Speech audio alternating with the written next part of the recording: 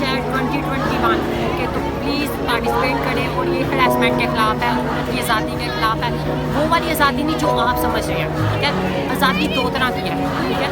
एक वो जो पूरी प्रॉपर पूरा मुआशरा में एक्सेप्ट करे। फॉर एग्जाम्पल के तौर पर आज़ादी फॉर एग्जाम्पल के तौर पर सिंपल है आज़ादी।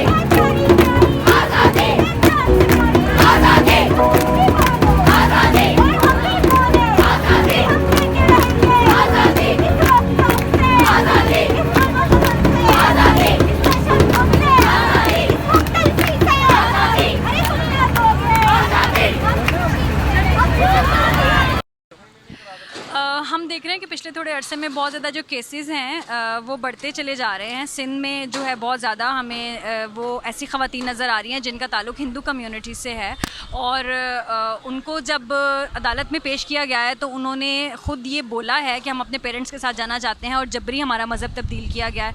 सबसे बड़ी चीज़ जो हमें देखने में मिली है वो ये कि वो बच्चियाँ माइनर थीं और वो शादी कर ही नहीं सकती, उनकी उम्र 13 साल है, 14 साल है। और क्योंकि सिंध में चाइल्ड रिस्ट्रेंट एक्ट है जिसके तहत 18 साल से पहले आप शादी नहीं कर सकते, तो हमारा मुतालबा सिर्फ ये है कि कुछ लेजिस्लेशन कर दी जाए। जैसे अगर आप आईडी कार्ड जो है 18 साल की उम्र में बना रहे हैं, आप ड्राइविंग लाइसेंस ऐसे कर रहे हैं, तो अगर आपने कन्वर्ट करना है तो उसके लिए भी कोई प्रॉपर तरीक़ेकार हो, ना कि कोई भी एडवोकेट एक गली की नुक्कड़ पे बैठा है और वो आपको एक सर्टिफिकेट जारी कर देता है।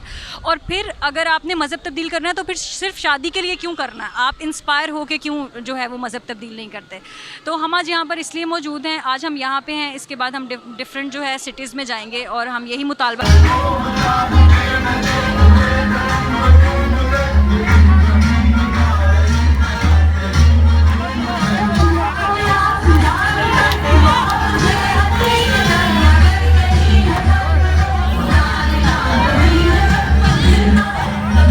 बड़ी तहरीक रही है ख़वातीन के हकूक़ की। ये तो पाकिस्तान की तहरीक के अंदर भी औरतें जो हैं एक्टिव रहीं।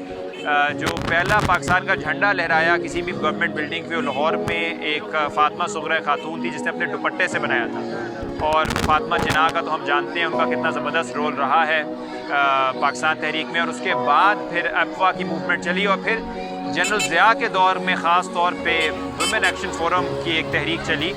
83 के अंदर उन्होंने मुजाहरे भी किए लाहौर के अंदर। हबीब जालिब साहब भी उस मुजाहरे में गए, उनको मार पड़ी, लोग गिरफ्तार हुए।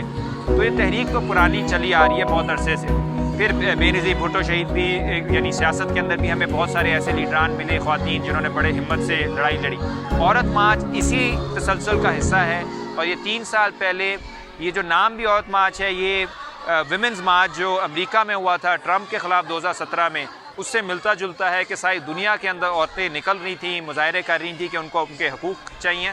और यहाँ पे पहला जो मुजाहरा हुआ 18 में हुआ, उसमें बहुत शोर शराबा हुआ। मेरा जिस्म मेरी मर्ज़ी के एक पोस्टर पे एक लड़ाई झगड़ा हुआ और लगा ये कि शायद इसके बाद ये मार्च नहीं हो सकेगा। लेकिन औरतों ने बहुत हिम्मत करके 2019 में फिर से मार्च किया, फिर 2020 में उससे भी बड़ा हुआ, और आज कोविड के दौरान भी अच्छा खासा आप देख रहे हैं कि हो गया है। इसका मतलब है कि ये एक इंस्टीट्यूशन बनता जा रहा है, एक मजबूत एक ग्रो बनता जा रहा है माशरे के अंदर, नज़रियाती तौर पे भी और एक ऑर्गेनाइजेशनली भी। तो ये इसकी मुख्तसर सी हिस्ट्री है। फ़ॉरेन फंडिंग के लिए यहाँ पे अगर देख लें कि कोई बसें आई नहीं हैं या यहाँ पे कोई बहुत बड़े बड़े महंगे पोस्टर लगे हुए हैं, तो फ़ॉरेन फंडिंग आ रही है तो किधर जा रही है। दूसरा, आपकी दुनिया की बेस्ट एजेंसीज़ हैं, 4 साल से हो रहा है औरत मार्च, उन्होंने तो कभी नहीं कहा कि कोई फ़ॉरेन फंडिंग आ रही है या किसी कोर्ट में जाके बताएं फ़ॉरेन फंडिंग, वो भी नहीं हुआ।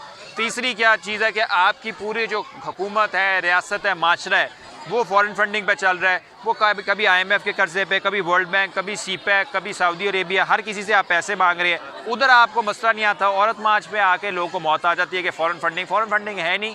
असल मसला ये है कि जो ये सोच है बराबरी की औरतों की, ये एक फ़ॉरेन है, यानी बैरूनी है उन लोगों के लिए जो ये तसव्वुर ही नहीं कर सकते कि औरत और मर्द बराबर हो।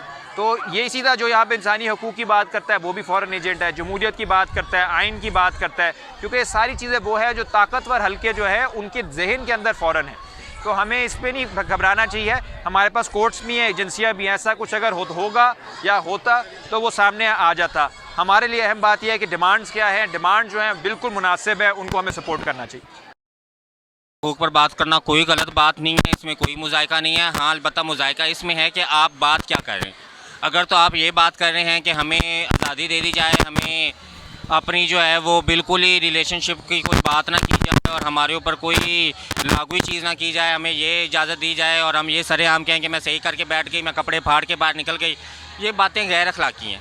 तो गैर अखलाकी बात ना तो औरत को सूट करती है ना मर्द को सूट करती है। तो अगर अखलाक के दायरे में रह के जो रियल ग्रास रूट लेवल के इश्यूज़ हैं औरतों के, उनको हाईलाइट करना चाहिए। अगर आपको कोई पैसे दे रहा है वो हाईलाइट करने के लिए, तो क्या बुराई है उसमें? इख्तिताम जो है वो उस पर जस्टिस पे पहुंचाओ। हम तो अभी थोड़े दिन पहले मैं हेडलाइंस वगैरह देख रही थी कि एक औरत ने FIR वगैरह कटवाई एंड इन द एंड जो उसने हरासमेंट के अगेंस्ट अपनी FIR कटवाई थी, जो पुलिस वाले थे उन्होंने उसको डरा दिया कि FIR नहीं कटवानी। तो मतलब अब अपना केस भी नहीं अगर आप दर्ज करा सकते तो फिर फ़ायदा हमें कौन से हकूक़ मिलेंगे इस कंट्री में। तो मैं यहाँ अपने राइट्स के लिए आई हूँ और मैं ये आवाज़ उठाने आई हूँ कि हाँ हमें पता है हमारे क्या हकूक़ है और हम उनके लिए उठेंगे, हम बोलेंगे। तो मैं इसलिए आई हूँ और हमारी डिमांड्स यही है कि हम लोग हमें एजुकेशन का राइट चाहिए। हमें तो मिल रही है, हम तो प्रिविलेज्ड हैं, लेकिन इस कौम में बहुत ज़्यादा परसेंटेज 80% से ज़्यादा बच्चों की शादी कर दी जाती है, उनको एजुकेशन का राइट भी नहीं मिलता।